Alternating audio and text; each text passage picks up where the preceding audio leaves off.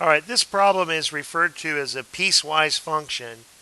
And I can almost guarantee you that the first time that I saw this function, I didn't like it probably any more than you do because it's confusing. You look at it and you go, wait a minute. The last one, we just simply plugged in a number into an equation. Well, now you've given me three equations. Do I plug them in all three? Do I pick just one of them? Do I pick two out of the three? What do I do here? Well, since this is a function, every input has exactly one output. So I am just going to use one equation. I have to use the correct one. And if x is 14, then over here on the right, these are often referred to as the conditions on x, or they may call it the restraints or constraints on x. It's restraining you from using this equation for certain values of x. Well, when x is 14, I ask myself, is it true that 14 is less than or equal to 5? Well, that's not true, so don't use that equation. Is it true that 14 is between 5 and 10? Well, I don't think so, so don't use that equation.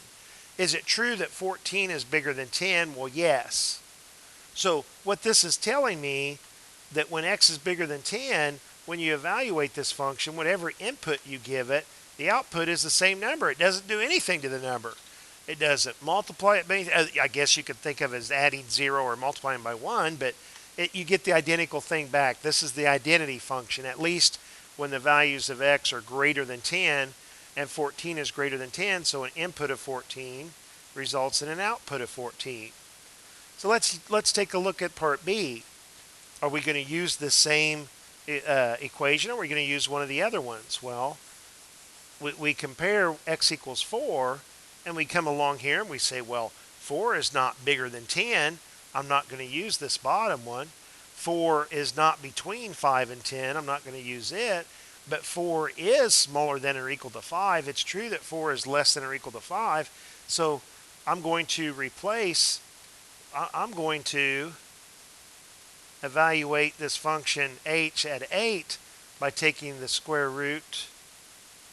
I've gotten mixed up. Oh, I'm not 8, 4. It's getting late and I'm getting tired. Sorry about that. I started to plug in 8, and 5 minus 8 is a negative number. I was like, no way. H evaluated at 4, and 5 minus 4 is 1, and the square root of 1 is 1. So that's my answer for part B. So for part C, which equation am I going to use? Well, x is equal to 8. 8 is not bigger than 10. 8 is not smaller than 5. But 8 is between 5 and 10. So this tells me that when it's between 5 and 10, always create a fraction.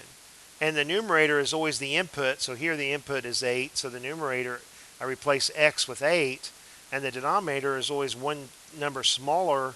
You subtract 1 from that numerator. 8 minus 1 is 7. So hey, this guy, I'm just going to leave it as an improper fraction, 8 over 7. If you wanted to, you could write it as a mixed number if you want. But I would not approximate it with a decimal number. I would use an exact value, either 8 over 7 or 1 1/7. I'm always going to write my answers just as improper fractions, and that's going to be fine. All right, so let's look at the next one. Let's do it on a separate video. So hey, I'll talk to you later.